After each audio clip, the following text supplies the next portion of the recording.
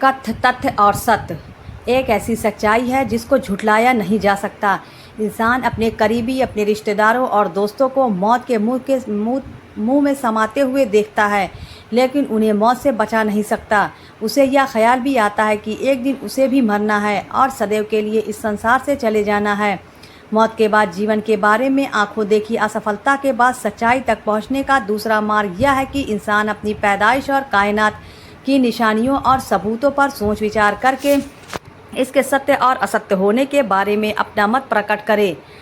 इंसान के सामने कुछ प्रश्न ऐसे हैं जिनकी सही उत्तर मिलना अत्यंत आवश्यक है, जैसे जीवन क्या है, इस जगत का सृष्ट कौन है, हमसे वह क्या चाहता है, मौत क्या है, मौत के पश्चात जीवन है या नहीं, अगर जीवन है तो परलोक में सफल व कामयाब होने के लिए इस सांसारिक जीवन में क्या करना होगा, अगर जीवन नहीं है तो क्या मौत के पश्चात जीवन समाप्त हो जाता है। इन प्रश्नों पर दार्शनिकों और विद्वानों ने हमेशा ही चिंतामन किया है, विशेष रूप से इस जीवन के बाद आने वाली मौत के बारे में, तथा कुछ धर्मों में भी इसके बारे में प्रकाश डाला गया है, जो इस तरह है। नंबर 1, जीवन असल और आखिरी है। मरने के बाद कोई जीवन नहीं है, इसलिए इंसान जीवन को हर तरह से सफल बनाए। जीवन का उद्देश्य बस ऐशो आराम और भोग विलास है। नंबर 2, कुछ लोगों का विचार है कि मौत के बाद जीवन है, इसे परलोक का जीवन कह सकते हैं। स्वर्ग और नर्क भी एक सच्चाई है। परलौकिक जीवन में स्वर्ग पाने के लिए इंसान उस ईश्वर के बेटे पर अपनी आस्था रखे और यह स्वीकार करे कि हर इंसान पैदाइशी गुनहगार है, अर्थात जन्मजात पापी है। उसके बेटे ने सूली पर जान देकर इंसानों के गुनाहों और पापों का कफ़ारा अदा कर दिया। नंबर 3, कुछ दूसरे लोगों का विचार है कि मरने के बाद जीवन का अंत नहीं होता। इंसान अपने भले और बुरे कर्मों का फल भोगने के लिए बार बार इस संसार में जन्म लेता है, कभी कीड़े मकोड़े, पशु पक्षी, पेड़ पौधे और कभी इंसान के रूप में, यहाँ तक कि 84 लाख योनियों में भ्रमण करने के पश्चात इंसान को मुक्ति मिलती है। नंबर 4, एक धारणा यह है कि सांसारिक जीवन हर इंसान के लिए एक इम्तिहान है। इंसान और समस्त जीव जंतु, पशु पक्षी, चल अचल सब चीज़ों का श्रेष्ठ एक है, ईश्वर ने इंसान। नंबर 5, बुद्धि विवेक व योग्यता के द्वारा केवल अपनी अमानुषिक आवश्यकताओं को पूरा करता है, जैसे खाना पीना, रहना सहना इत्यादि। वह अपनी ज़िंदगी की बुनियादी सवालात और अंजाम के बारे में चिंतन मन करके सही नतीजे तक पहुंचता है। किसी यथार्थ को अस्वीकार करने से सच्चाई नहीं बदलती। एक ईश्वर निराकार, सर्वशक्तिमान, सर्वव्यापी ईश्वर को मानने और उसके सामने परलौकिक जीवन में कर्मों की जवाबदेही का दृष्ट विश्वास के अमली तकाजे हैं। इनको जानना और व्यक्तिगत तथा सामूहिक जीवन में पूरा करना ज़रूरी है।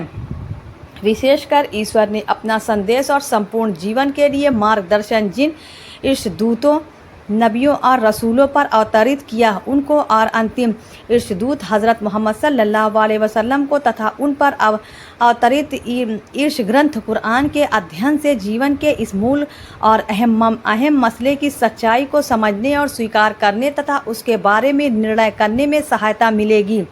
सच्चाई के करीब है, इसकी जानकारी प्राप्त करने की जिम्मेदारी इंसान की है। परलौकिक जीवन या मृत्यु पश्चात जीवन के बारे में हमें बहुत सोच समझकर निर्णय करना है। आज के गलत फैसले का परिणाम कल नरक की आग और भयानक प्रकोप के रूप में सामने आए तो यह कितना भयानक परिणाम है। जो लोग मौत के बाद जीवन को आंखों से देखे बिना मानने के लिए तैयार नहीं हैं, वे विश्वास के साथ केवल इतनी बात कह सकते हैं कि हम नहीं जानते कि मरने के बाद कोई जीवन है या नहीं, लेकिन वे यह बात नहीं कह सकते कि हम जानते हैं कि मरने के बाद कोई जीवन नहीं है। इसी सच्चाई को मालूम करने के लिए आंखों से देखना ही एकमात्र रास्ता नहीं है। आज तक कोई मरने वाला वापस लौटकर यह नहीं बताता कि मौत के बाद जीवन है, स्वर्ग और नर्क सब कुछ है, और न ही उसने यह बताया कि मौत के बाद कोई और जीवन नहीं है। स्वर्ग और नर्क की धारणा सब झूठ है। मैंने स्वयं अपनी आंखों से देखा है कि वहाँ कुछ नहीं है। जब जीवन के इतने अहम मसले में ऐसी सूरत हाल से हम दो चार हो तो फिर सच्चाई तक पहुँचने का मार्ग क्या हो सकता है। मौत के बाद जीवन के बारे में आँखों देखी असफलता के बाद सच्चाई तक पहुँचने का दूसरा मार्ग यह है कि इंसान अपनी पैदाइश और कायनात की निशानियों और सबूतों पर सोच विचार करके इसके सत्य व असत्य होने के बारे में अपना मत प्रकट करे। धार्मिक व पौराणिक किताबों, वेद और बाइबिल से मालूम होता है कि मौत के बाद जीवन है। स्वर्ग और नर्क एक हकीकत है। महाप्रलय के बाद मरे हुए इंसान जीवित होकर स्वर्ग और नर्क को अपनी आंखों में देखेंगे। यह बात बिल्कुल यथार्थ है। कुरान आज से 1450 वर्ष पूर्व ईश दूत हज़रत मोहम्मद सल्लल्लाहु अलैहि वसल्लम पर अवतरित हुआ था। यह अंतिम ईश ग्रंथ है। इसमें समस्त मानव के लिए हिदायत, आदेश, निर्देश तथा मार्गदर्शन है। इसके बाद कोई और किताब मानव के मार्गदर्शन हेतु नहीं आएगी। हमारी आंखों से अदृश्य सच्चाई को जानने के लिए और स्वीकार करने के लिए पवित्र कुरान इस ब्रह्मांड में फैली हुई कुदरत की निशानियां और प्रमाणों पर चिंतित मनन करने की दावत देता है और उनकी आवश्यकताओं और मांगों के बारे में भी बताता है। इन सच्चाइयों का इनकार करने का जो नुकसान होगा, कुरान उससे भी मानव के अवगत कराता है।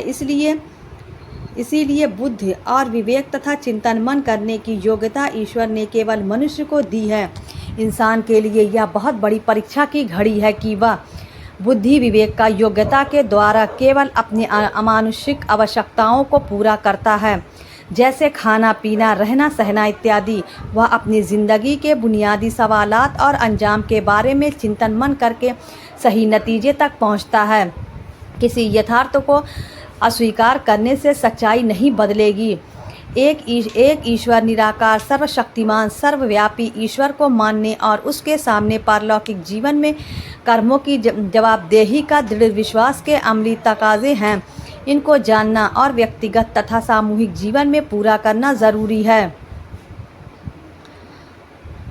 विशेषकर ईश्वर ने अपना संदेश और संपूर्ण जीवन के लिए मार्गदर्शन जिन ईश दूतों पर अवतरित किया, उनको और अंतिम ईश दूत हज़रत मोहम्मद सल्लल्लाहु अलैहि वसल्लम को तथा उन पर अवतरित ईश ग्रंथ कुरान के अध्ययन से जीवन के इस मूल और अहम मसले की सच्चाई को समझने और स्वीकार करने तथा उसके बारे में निर्णय करने की सहायता मिलेगी। अगर आपको हमारी वीडियो पसंद आई तो वीडियो को लाइक कर दें और हमारे चैनल को अभी तक सब्सक्राइब कर लें। धन्यवाद।